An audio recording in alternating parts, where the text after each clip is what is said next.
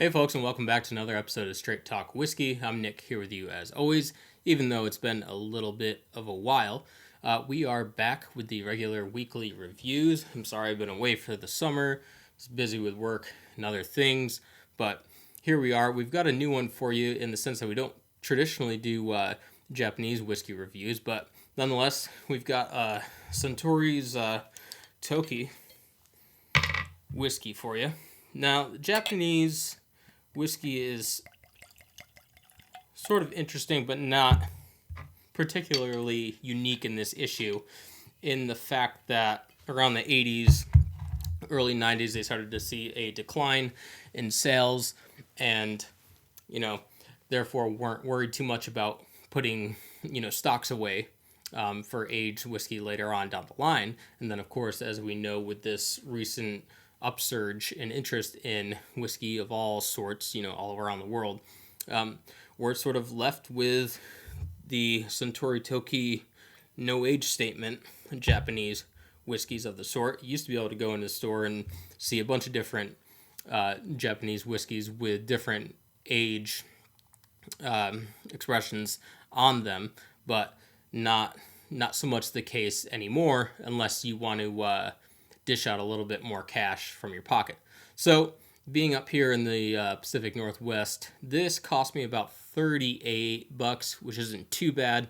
Bottled at 43% ABV. So got 86 proof, which is pretty nice. We're getting a little bit more than our standard 40% ABV. There's not much about this whiskey that we know. A lot of people have talked in the past of what I believe are, previous editions of this. I believe it started in like 15 or 16. So I think it's changed since then. There may be a little bit different blend in there that we're not sure of. Used to be a blend of 3 different distilleries in Japan. I don't know if that's the case right now because I can't get much information from Suntory about it, and so I'm not going to speculate on what's actually in it. I just go based on what we see, what's presented in, not just the packaging, which this is just the bottle. It didn't come with a box or tin or anything like that, but also the website from the distiller, the producer, whatever have you. There should be information on there about it. But for this whiskey, there isn't much other than just tasting notes and things like that. The only interesting thing that I found rather funny was Toki in Japanese, meaning, having this connection with time, which is just interesting for this whiskey. Maybe time as in a sign of the times rather than time relating to an age statement or something like that, that a lot of us dish out money for, hoping to know exactly what's in it. Even if you didn't know that there was, a certain age in here, that it was young, it tastes young, that you'll know right off the bat when you taste it. So anyway, looking at the color, I think it might show up a little bit different on camera. I've seen other people's reviews of this, and definitely the whiskey that's in the bottle appears to be a lot darker than it is in reality.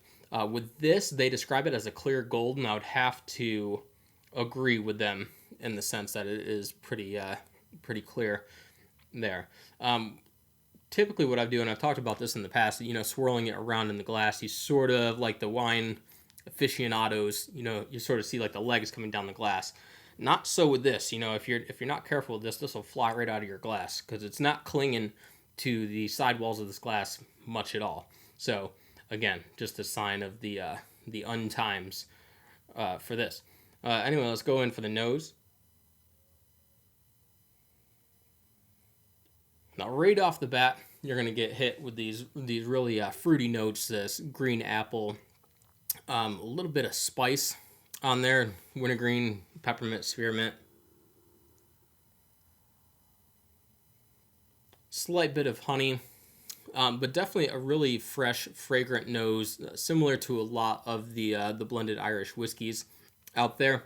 But if you've already had this before and you've had other Japanese whiskeys of the like in different blends, you may notice that it doesn't taste so much like an Irish whiskey. But let's go in for the taste.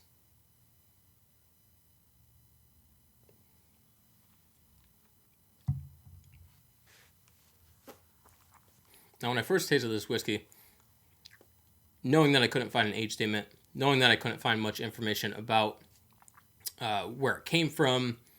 Was it a blend of grain and malt? I don't know what the ratios are.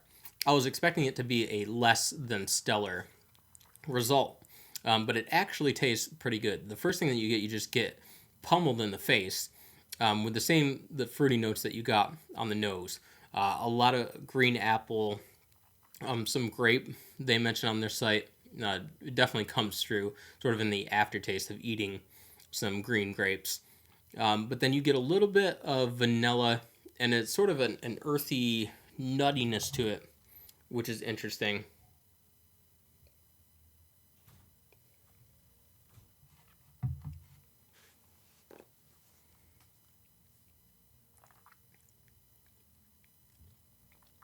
Almost that spearmint wintergreen, just really spry.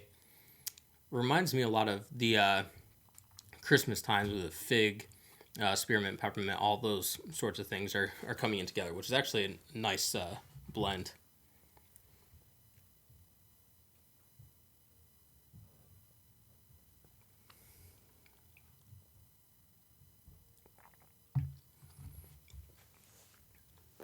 A little bit of pineapple, definitely a hint of pear, and that it's sort of got this green apple flavor, but a little bit more astringent, a little bit more like overripe grape, which lends itself, oh geez, kick my ass, to pear, something like that. It's got definitely a good kick to it, as you could just tell there in that moment of weakness. This peppery note, it's got a little bit of fire, gets you going, gets you riled up, prepared for the night. And yeah, it's actually pretty decent, for being a high 30s after taxes, $7,000 whiskey. It's not too bad.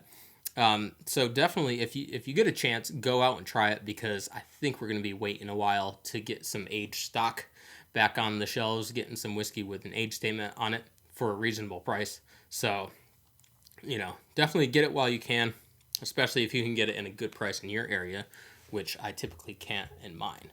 So anyway, that's it for episode 120. We'll be back next week with something else. And until then, as always, drink responsibly, and we'll see you next time.